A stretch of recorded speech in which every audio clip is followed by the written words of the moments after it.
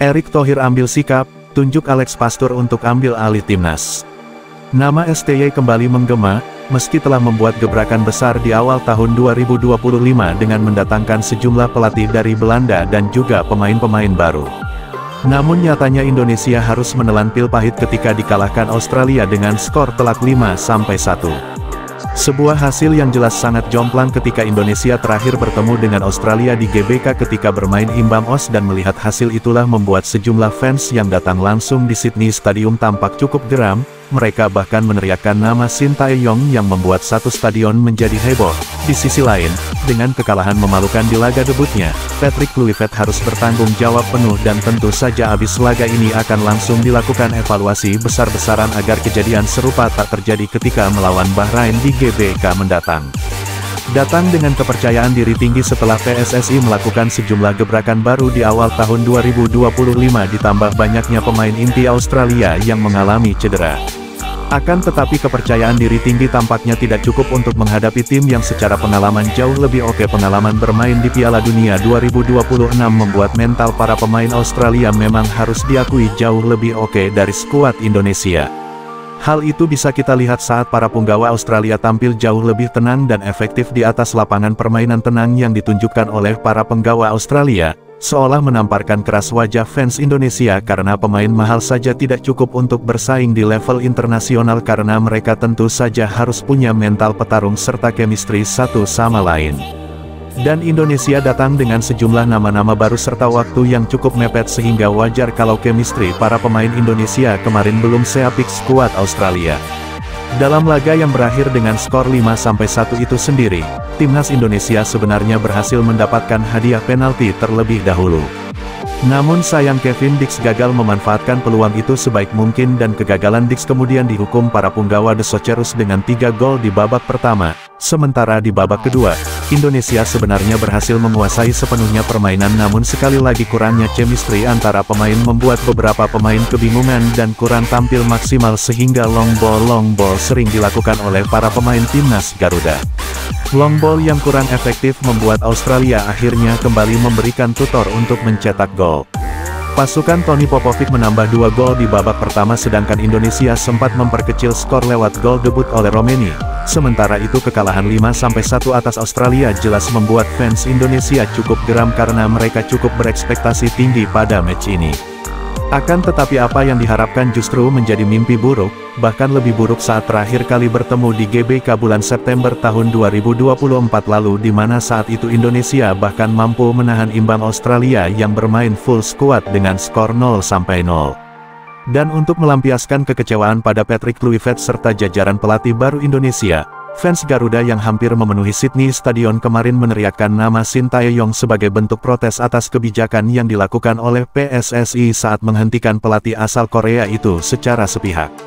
Padahal Sintayong ini adalah salah satu pelatih yang telah membuat nama Indonesia bisa bersaing di level Asia. Dia juga telah membangun timnas dari nol hingga bisa tampil konsisten di turnamen level Asia.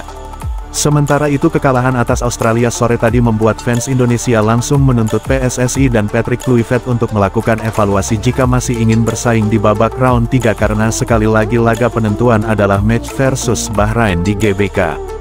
Jika versus Bahrain sampai kalah jelas akan membuat fans Indonesia makin murka dan melakukan protes. Dan terlepas dari apapun kekalahan atas Australia ini akan menjadi pelajaran berharga bagi para pemain dan pelatih Indonesia. Diharapkan versus Bahrain nanti Coach Alex Pastur yang ambil alih sementara dalam menyusun strategi karena diyakini kalau Pastur ambil alih akan membuat permainan jauh lebih oke dan menarik untuk disaksikan. Sintayong kembali melatih timnas Indonesia menjadi salah satu topik yang cukup banyak dicari di mesin pencarian Google. Popularitas Sin sebagai mantan pelatih timnas Indonesia, yang berhasil membawa tim ke berbagai pencapaian penting, membuat banyak penggemar masih penasaran dengan kiprahnya setelah tidak lagi menjabat. Meskipun saat ini ia tidak melatih timnas, Sin tetap menunjukkan perhatian besar terhadap sepak bola Indonesia.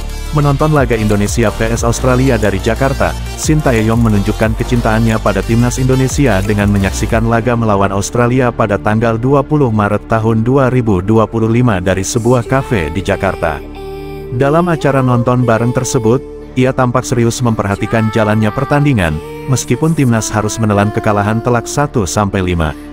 Saya melihat potensi besar di tim ini. Mereka membutuhkan waktu dan konsistensi untuk berkembang lebih baik, ungkap STY. Kehadirannya di acara tersebut menunjukkan bahwa ia masih peduli terhadap perkembangan sepak bola Indonesia, rencana besar di dunia sepak bola Indonesia. Shin Tae-yong hadir dalam acara live streaming bertajuk MARAPTHON yang digelar oleh Reza Arab. Dalam acara tersebut, Reza berhasil menggalang dana sebesar 500 juta rupiah untuk mendukung STY Foundation, yayasan yang didirikan oleh Shin.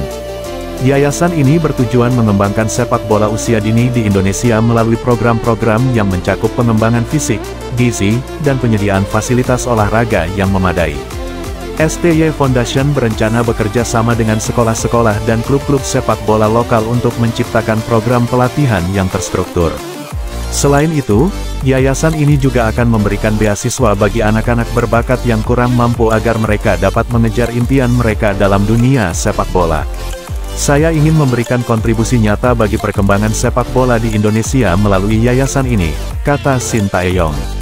Pekerjaan setelah tidak melatih timnas Indonesia. Selain itu, Shin juga menjabat sebagai Duta Humas Kepolisian Yongdaeok di Korea Selatan. Perannya mencakup kampanye perlindungan kelompok rentan secara sosial, seperti anak-anak dan korban kekerasan dalam rumah tangga. Tugas ini menunjukkan dedikasi Shin terhadap isu-isu kemanusiaan di luar dunia sepak bola.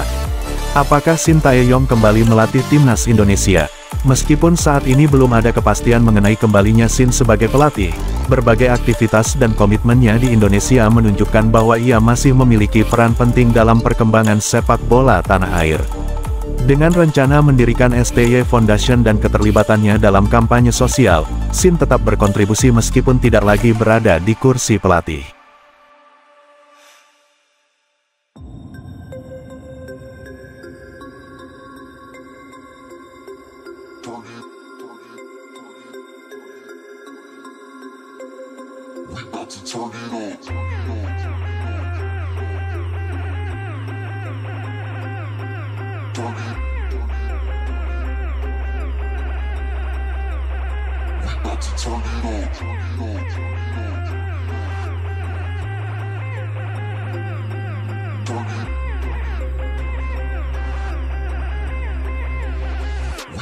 Turn it on.